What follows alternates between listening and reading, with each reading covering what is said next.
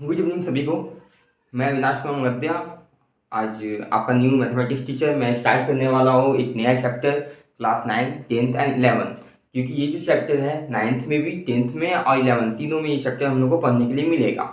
सबसे पहले मैं इस चैप्टर का इंट्रोडक्शन करता हूँ, देन आफ्टर मैं चैप्टर पे आता हूँ।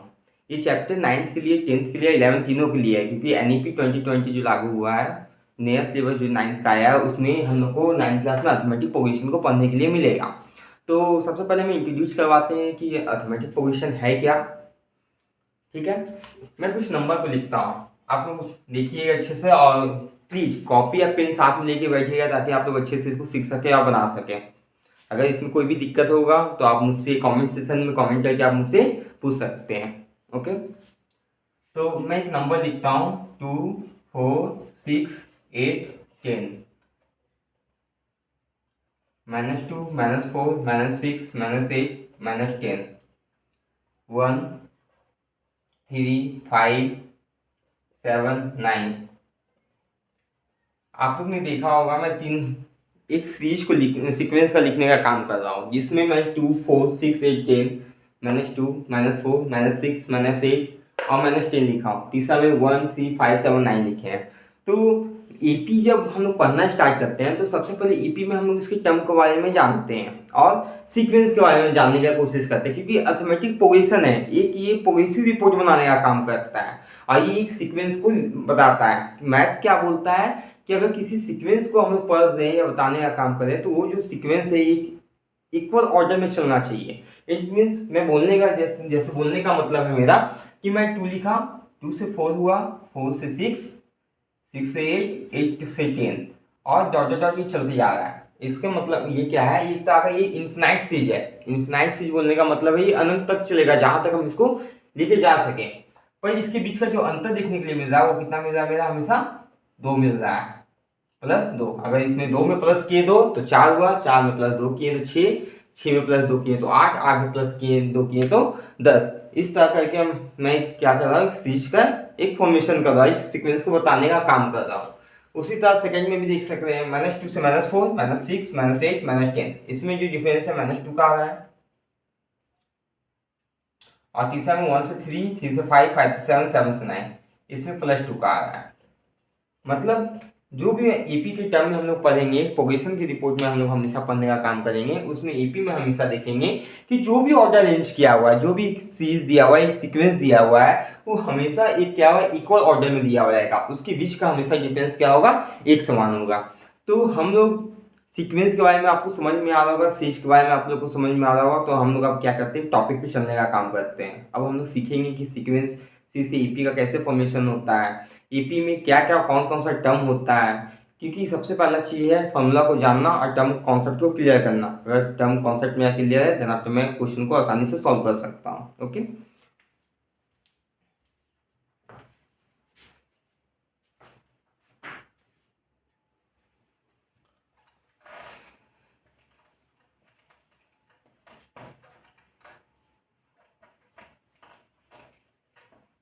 तो मैं कुछ क्वेश्चंस को मैं लिखता हूँ। उस क्वेश्चंस को मैं लिखने के दौरान मैं आपको उसमें जो मेन मेन टर्म है, जो मेन मेन पॉइंट है, उस पॉइंट को मैं एक्सप्लेन करूँगा और मैं आपको बताऊँगा। तो मैं अपने से एक एपी लिखता हूँ, एक सी लिखता हूँ। 1, 5, 10, 15, 20, 25 मैं लिख लिया। अब आप लोग ध्यान से देखिएगा, मैं कुछ कुछ टर्म को, इसमें एपी के टर्म को बताने का आपको काम करूँगा। तो सबसे पहले 1, इसको मैं बोलता है A1, इसको बोलने का काम करते हैं A2, ये हो गया A3, ये हुआ A4, ये हो गया A5 और ये हो गया A6। तो इसको हम लोग बोलते हैं फर्स्ट टर्म। क्या बोलते हैं, फर्स्ट टर्म। एपी में सबसे पहला चीज हम लोग को क्या चाहिए होता है, फर्स्ट टर्म। क्या चाहिए होता है, first term. Then after A2, इसको हम लोग बोल सकते हैं सेकेंड टर्म। A3 मेरा हो गया थर्ड टर्म और A4 हो गया मेरा फोर्थ टर्म। ये फिफ्थ टर्म, ये सिक्स टर्म।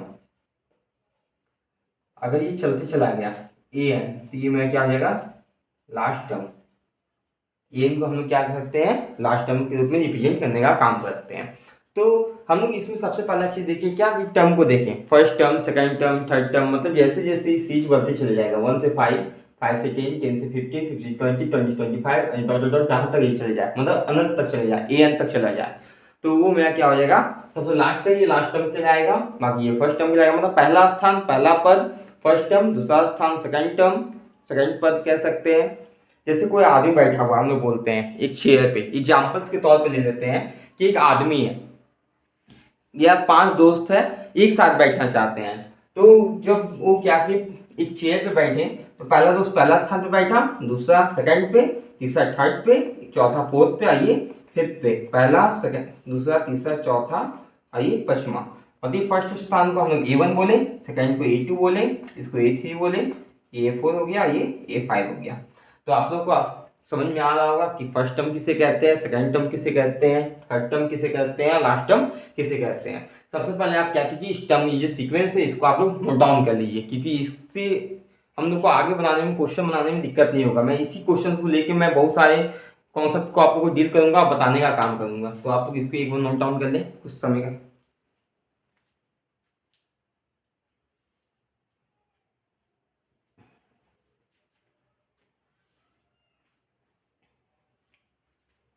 तो हम लोग आगे बढ़ते हैं।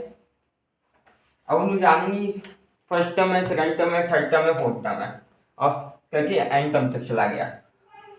तो सबसे पहले हम लोग देखेंगे कि फर्स्ट टर्म और सेकंड टर्म है, इसमें क्या होता है। पहला चीज, अगर हम लोग ईपी निकालते हैं किसी भी टर्म के लिए, किसी पद के लिए, ईपी का जरूरत क्यों पड़ता है। सबसे पहला चीज, ईपी का जो जरूरत है वो हम लोग को नीड्स क्यों है।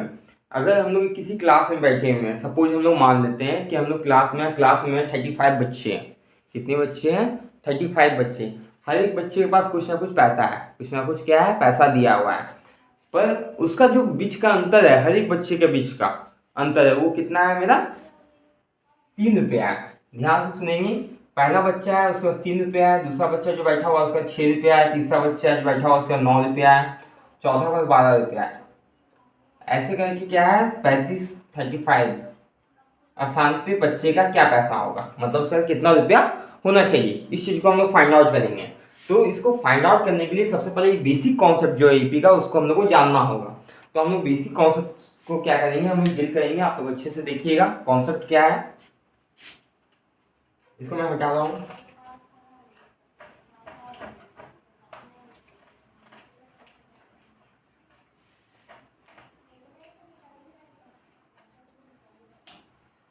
इसके बीच का जो डिफरेंस है क्या है, डी, अंतर, वो हमेशा क्या होगा, इक्वल होगा। एपी कहता है क्या कि कोई भी सीरीज दिया हुआ है, कोई भी सीक्वेंस दिया हो, तो उसके बीच का जो अंतर होता है वो अंतर हमेशा क्या होता है, एक समान होता है। अगर अंतर एक समान ना हो तो वो सीरीज, वो सीक्वेंस जो रहेगा वो कभी भी एपी में नहीं होगा। ओके, तो ये D1 हो गया, ये भी D1 D1 D1। क्यों, देखो निकालने का तरीका क्या है इसका, डी का कॉमन डिफरेंस का, डी बराबर क्या होता है, कॉमन डिफरेंस।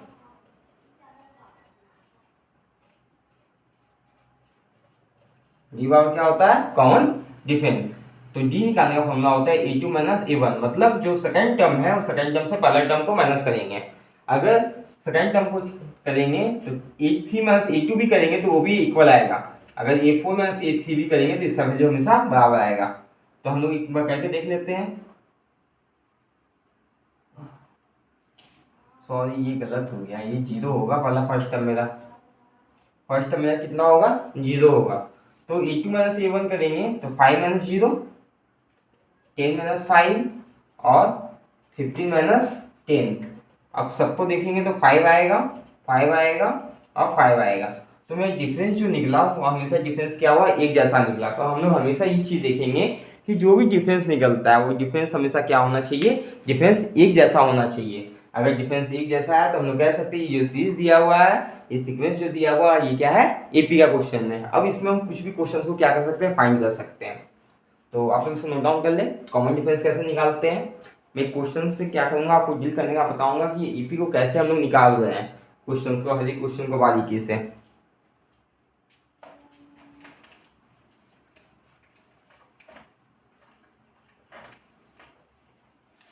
तो मैं क्वेश्चन को लिखता हूँ, मैं ध्यान से देखेंगे।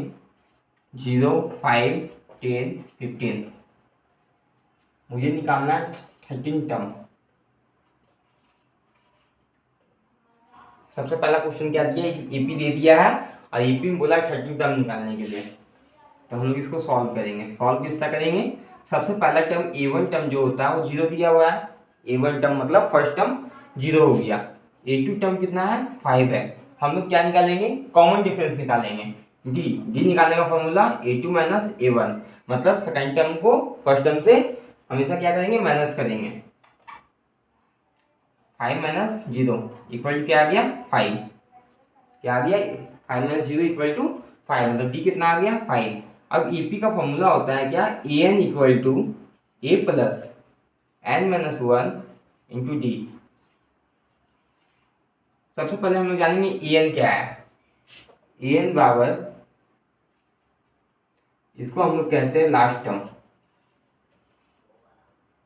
एन बराबर number of term, number of term.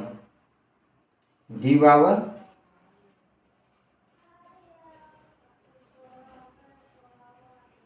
Common difference और ए बराबर फर्स्ट टर्म। इसको नोट डाउन कर ले। सबसे पहले ए एन बराबर क्या हो गया, लास्ट टर्म। ए बराबर हो गया फर्स्ट टर्म। एन बराबर हो गया नंबर ऑफ टर्म और डी बराबर हो गया कॉमन डिफरेंस। ये चार चीज हम लोग को किसी भी सीरीज में चाहिए होगा। अगर ये चार चीज हम लोग नोटिस कर लेते हैं तो हम लोग क्या कर सकते हैं, ईपी को आसानी से निकाल सकते हैं। इसको मैं इरेज कर रहा हूँ, पॉज करके आप लोग लिख लें। तो अब इसमें हम लोग क्या करेंगे, कौन सा टर्म निकालना है, 13 टर्म निकालना है, 30। तो ध्यान से देखो, ए एन है तो ए एन की जगह 30 वैल्यू पुट कर देंगे। 30 क्या है, एन का वैल्यू दिया हुआ है। ए का वैल्यू 0 है, 30 माइनस 1 और डी का वैल्यू कितना आया मेरा, 5 पुट कर देंगे। 0 29 इंटू 5, 9 5 क्या 45, 4 145। 830 का वैल्यू कितना हो जाएगा बाबू मेरा, 830 का वैल्यू हो गया 145।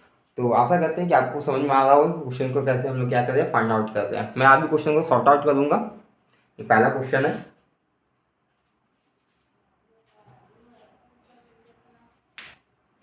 ये मैं एपी का पहला क्लासेस है और इसी तरह मैं रोजाना रोज एक एक एक वीडियो क्या करूँगा, एपी का मैं नया नया डालते चले जाऊँगा। ये पार्ट 1 है, कम से कम एपी का 5 पार्ट से 6 पार्ट तक मैं लेके चलूँगा।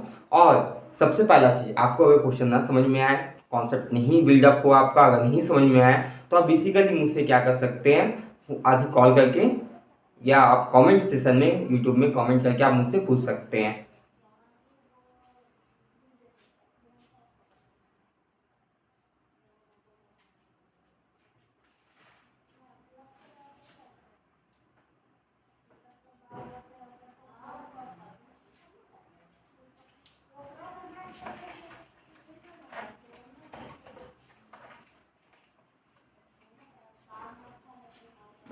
एपी का जो सबसे बेसिक क्वेश्चन होता है वो होता है ए एन इक्वल टू 3n+1 दिया हुआ है, ठीक है। ए एन इक्वल टू 3n+1 दिया है, बोला है कि इससे ए एन पावर 3n+1 जो दिया हुआ है, इससे हम लोग क्या करेंगे, एक सीक्वेंस का फॉर्मेशन करने का काम करेंगे। तो हम लोग क्या करेंगे, जो एन का वैल्यू है वो एन का वैल्यू 1 2 3 4 5 करके रखते चले जाएंगे। जैसे जैसे हम जितना टर्म तक रखेंगे उसका वैल्यू निकलते चल जाएगा। अगर ए का वैल्यू 1 रखें तो 3 इंटू 1 प्लस 1 हो गया, तो 3 1 जा 3 और प्लस 1 4 हो गया।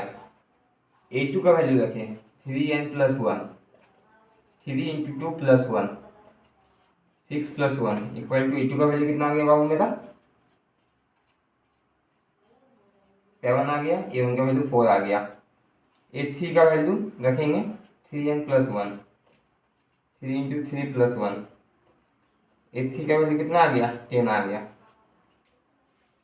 A4 रखते हैं 3 इंटू 4 प्लस 1, A4 का वैल्यू 13 आ गया। A5 equal to 3 into 5 plus 1, A5 का वैल्यू कितना आ गया, 16 आ गया। तो हम लोग को देखने के लिए मिल रहा है कि एक टर्म यहाँ पे एक कंडीशन आया है क्या मेरा, कि 4 पहला, सेकेंड टर्म 7 10 13 और 16। तो देखो इसका जो डिफरेंस है वो हमेशा देखो इक्वल होगा। इसका मतलब क्या पता चल रहा है कि 4, 7, 10, 13 एंड 16 क्या है, आर इन एपी। किसमें है, आर इन एपी। तो हम लोग को इससे क्या करना था, एन का वैल्यू निकालना, 5 टर्म तक निकालने बोला था। अगर हमको बोला जाए कि हम लोग को 10 टर्म तक निकालना है, सपोज माने ए एन इक्वल टू 3n+1 है, इस क्वेश्चन में फाइंड आउट करना था 5th टर्म तक। 5th term find first, second, third, fourth and 5th term. 5th term तक बोला गया था, इसलिए मैंने क्या किया, एन का वैल्यू 5 तक रखा। अगर इसको बोला जाता कि ये निकालो 25th टर्म, तो मैं क्या करता, एन का वैल्यू 25 टर्म तक निकाल सकता था। ओके, आशा करते हैं आपको समझ में आ रहा होगा, कोई दिक्कत नहीं हो रहा होगा। अगर हो रहा होगा तो कमेंट सेक्शन करके मुझसे पूछ सकते हैं इसके बारे में।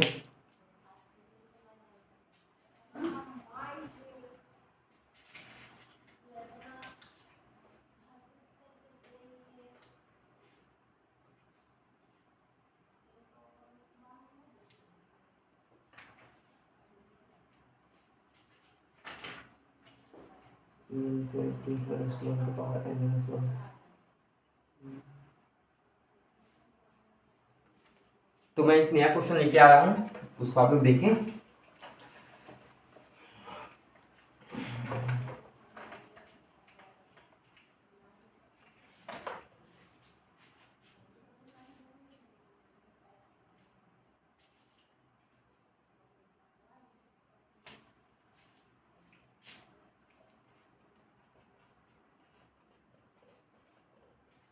देख, ध्यान से देखना, क्वेश्चन मैंने लिखा है ए एन इक्वल टू -1 का पावर n-1 इन डॉट 2 का पावर n। बच्चे को सबसे ज़्यादा प्रॉब्लम इसी तरह का क्वेश्चन में होता है, क्योंकि बहुत सारे बच्चे गलती कर देते हैं। तो इसको हम लोग क्या करेंगे, ध्यान से क्वेश्चन को सॉल्व करेंगे। इसमें बोला गया है कि 3rd टर्म तक निकालना है, 1st टर्म, 2nd टर्म और 3rd टर्म। तो हम लोग n का वैल्यू क्या रखेंगे, पुट n इक्वल टू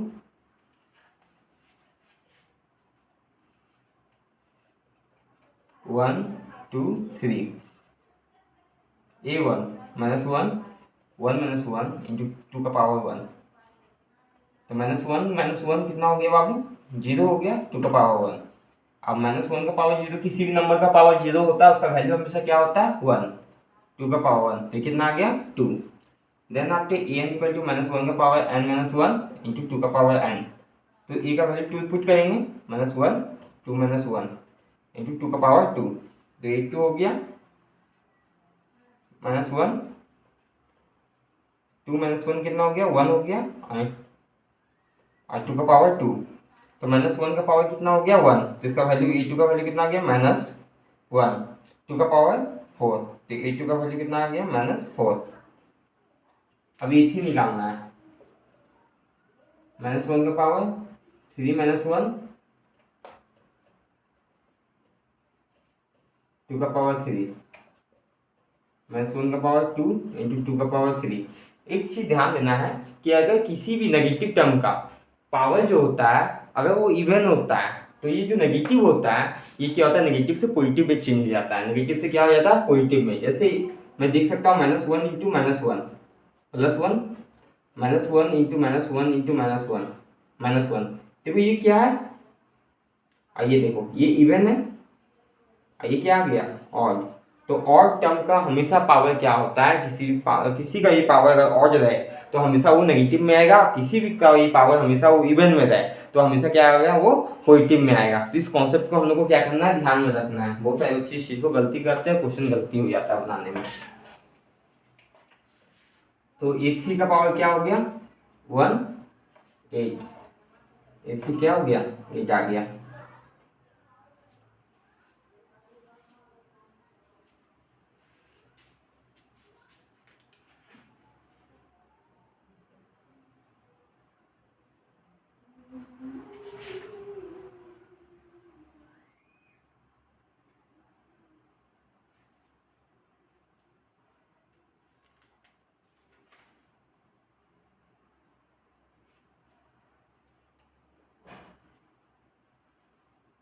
आप लोग इसे जल्दी से नोट डाउन कर लें, मैं दूसरे क्वेश्चन को प्रैक्टिस करवाऊंगा। ओके,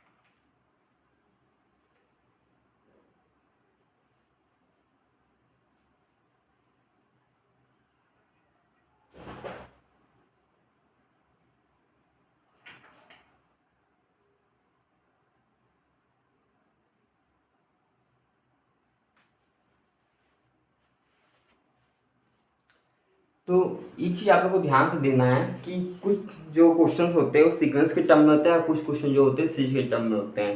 जब क्वेश्चन सीक्वेंस के टर्म में हम लोग को पढ़ने के लिए मिलेगा तो उसमें वो जरूरी नहीं है कि वो मतलब वो इट मीन्स वो फाइंड आउट तो होगा बट वो जरूरी नहीं कि वो एपी में हो।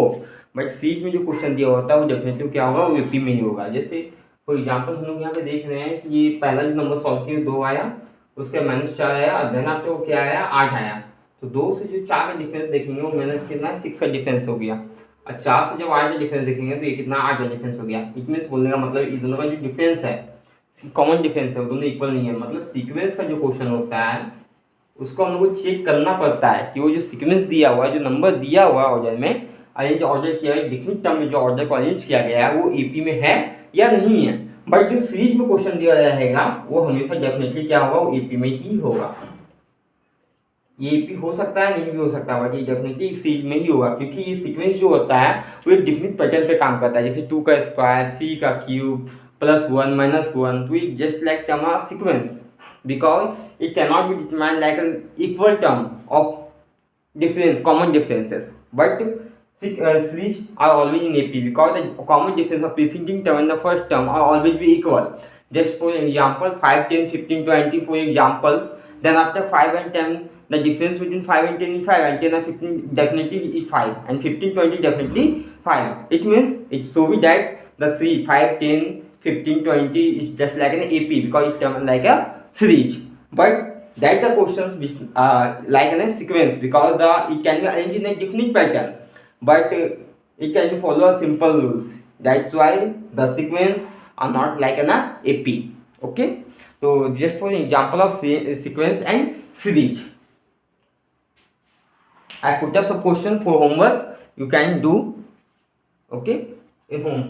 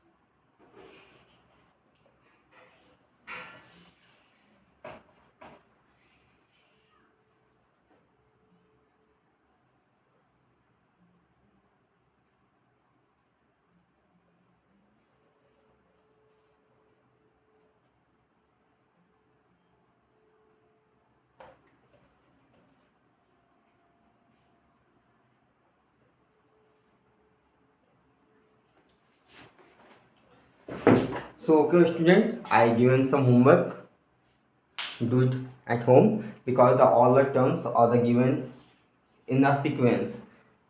In AP, you have to show write the first terms of each of the following sequence with the nth term are the given.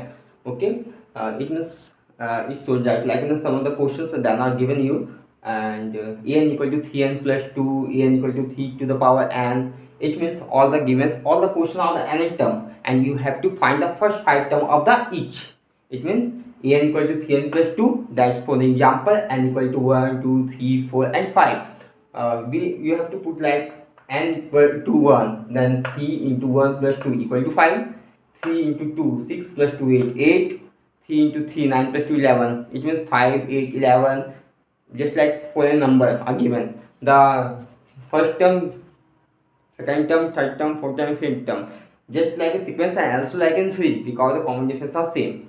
All the question or sequence are not the same. Okay, so you have to solve it and you have to also find it which term like an switch and which term like an sequence. Okay, आप लोग क्या करना है, आप लोग question को अच्छे से सॉल्व करना है. क्वेश्चन को सॉल्व करने पे आप लोगों को खुद पता चल जाएगा कि सीक्वेंस क्या है, सीरीज क्या है, किसमें कौन डिफरेंस सेम आ रहा है, किसमें कौन डिफरेंस सेम नहीं आ रहा है. कुछ टर्म एपी में होंगे, कुछ टर्म एपी में नहीं होंगे. ओके, तो ये फर्स्ट क्वेश्चन था, फर्स्ट टाइप का क्वेश्चन जो मैंने आपको करवा दिया. अब इस क्वेश्चन को क्या करना है, अच्छे से आप लोग को सॉल्व करना है. तो आशा करते हैं आज का क्लास आप लोगों को क्या लगा होगा, बहुत ही ज़्यादा अच्छा लगा होगा.